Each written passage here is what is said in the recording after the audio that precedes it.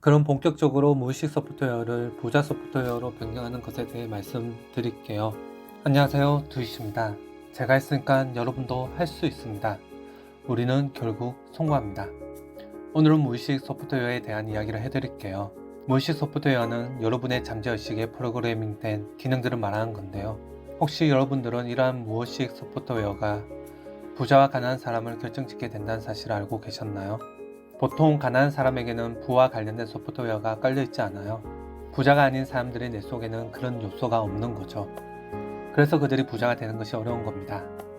반면 부자들의 무의식 소프트웨어에는 부와 관련된 정보와 기능들로 가득하죠. 그리고 그들은 어렵지 않게 부자가 돼요. 잠재의식에 부자 관련 소프트웨어가 없으면 우리는 매우 제한된 삶을 살아가게 됩니다. 자신의 한계치를 매우 낮게 잡아버리는 거죠. 그래서 결코 지금 현재의 모습에서 크게 벗어나지 못하는 겁니다. 이는 가난한 사람들의 무의식 소프트웨어가 부자가 되는 것을 허용하지 않아서 그런 거예요. 부자가 되는 것이 거의 불가능하다고 인식하면서 스스로 제한된 삶을 살아가게 되는 거죠. 그런데 여러분, 무의식 소프트웨어가 변할 수 있다는 것을 알고 계신가요?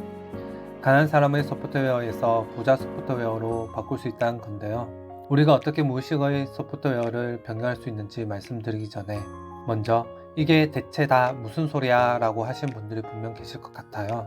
그래서 줄기세포 및 뇌과학 권위자인 브루스 립튼 박사의 말을 인용하여 무의식 소프트웨어에 대한 추가적인 설명을 드려볼게요. 브루스 립튼 박사는 다음과 같은 말을 했습니다. 여러분, 인생은 여러분의 잠재의식에 찍어낸 인쇄물입니다.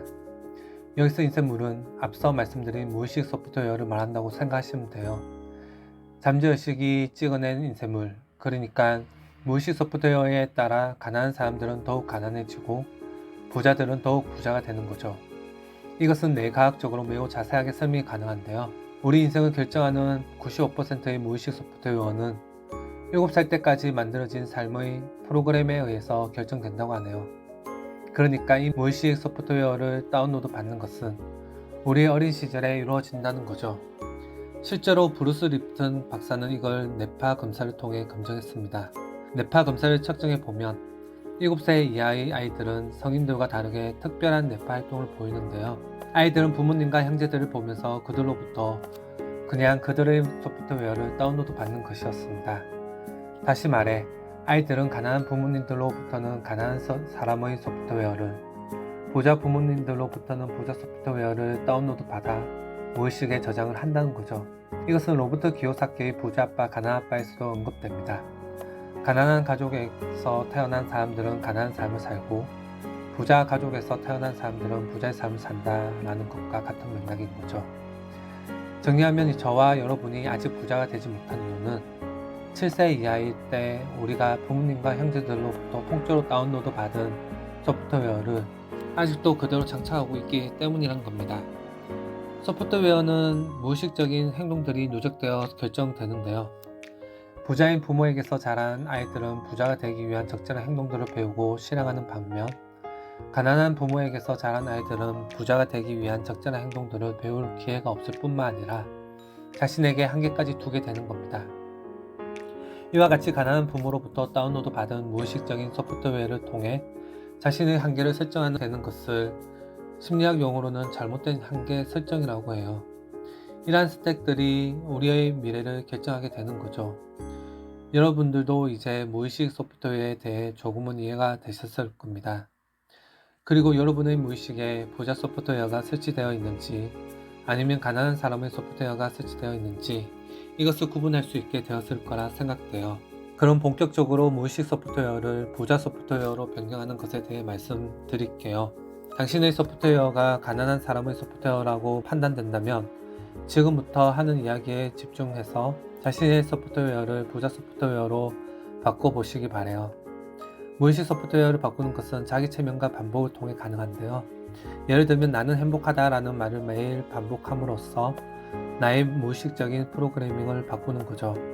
자기 체면과 반복을 하는 구체적인 방법들은 제가 제 영상들을 통해 이전에도 말씀드렸던 적이 있는데요.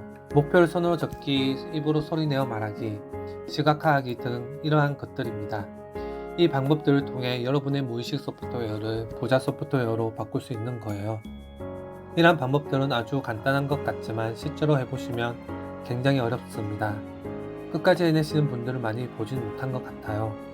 사실 저도 요즘 입으로 소리내어 말하기를 하고 있는 목표가 있는데요. 이게 결코 쉽지가 않더라고요. 그래서 목표가 이루어질 때까지 해볼 예정입니다.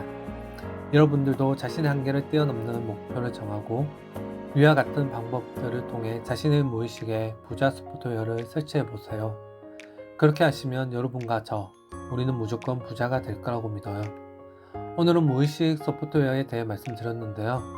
제 영상을 보시는 모든 분들이 부자 소프트웨어를 장착하여 함께 부자가 되기를 간절히 바라며 오늘 영상 마무리하겠습니다. 오늘도 시청해 주셔서 감사합니다. 지금까지 두이씨였습니다.